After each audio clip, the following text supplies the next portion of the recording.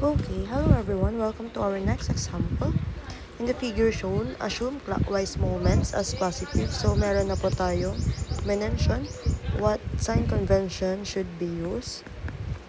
Compute the moment of force F equals 450 kilonewton and the force P is equals to 361 kilonewton about point A, B, C, and D. So, since pinapahanap po yung ating moment ng bawat force F and P, we should compute and use yung ating equation na moment is equals to force times the perpendicular distance. Pero, paano po ba natin gagawin? Okay, so let's have to identify kung ano yung slope mismo ng ating force. So, how are we going to do that? Okay, so, i-check lang po natin yung sakop ng mismong tail to head nung ating force. So, para po sa vertical slope ng ating force F, meron tayong 1, 2, 3. So, bali 3 box yung pinakasakop ng ating triangle. While for our horizontal slope, we have 1, 2, 3, and 4. So, meron tayong 3 na vertical and 4 na horizontal. Okay. So, if we're going to compute the slope using our Pythagorean theorem, so, ilan po ang ating magiging value for slope? We have square root of 3 squared plus 4 squared.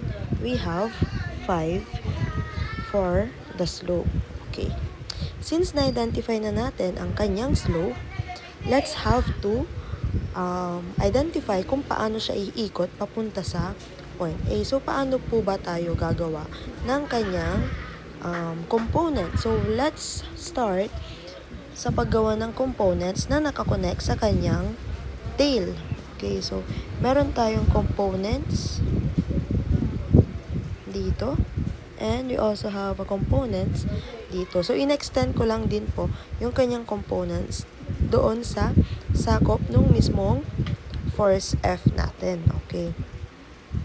And then, let's try to identify the moment of force F to about point A using our equation. Moment at point A is equals to force times D. Okay.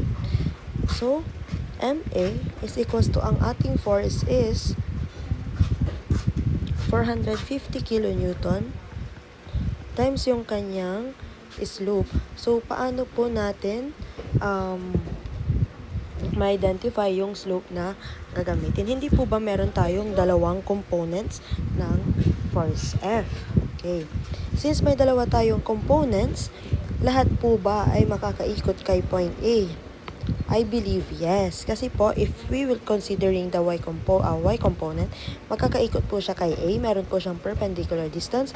At the same time, sa kanyang x component, meron din po tayong perpendicular distance. Okay. Ngayon, umpisahan natin kay y component. So, ano po yung magiging slope ng ating force? Kapag po y component, hindi po ba is yung kanyang opposite over hypotenuse. So, 450 kilonewton times, since nasa vertical component muna yung kinocompute natin, 3 over 5 times yung perpendicular distance niya, yung ikot niya mismo, ilan po bang box yung considered na ikot ni ating y component is 1 box. Okay, sorry, nakalimutan ulit natin yung kanyang sign convention. We have negative kasi po ang ating ikot is counterclockwise. Okay. So, lagyan na lang natin dito para makita. So, ang ikot niya is counterclockwise, therefore negative siya. Okay. And then, next, i-check natin ang kanyang x component kung paano ang kanyang ikot. Positive po ba or negative?